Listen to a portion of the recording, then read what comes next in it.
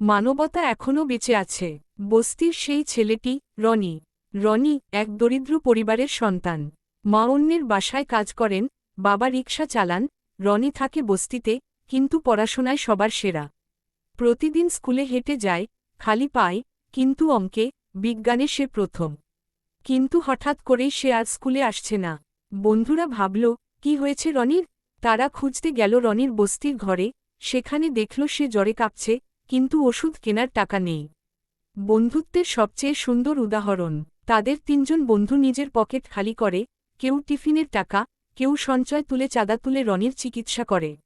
রনির বাবার জন্য একটা চাকরির ব্যবস্থা করল। রনি ধীরে ধীরে সুস্থ হল। এই পুরো ঘটনা উঠে এলো একটি জাতীয় পত্রিকায়। এরপর যা হলো তা সিনেমাকেও হার মানায়। এই ঘটনা পৌঁছায় আমেরিকান একটি সংগঠনের কাছে। তারা সেই তিন বন্ধুকে সম্মান জানিয়ে আমেরিকায় আমন্ত্রণ জানায়। তারা অংশ নেয় মানবতা ও শিক্ষা সেমিনারে।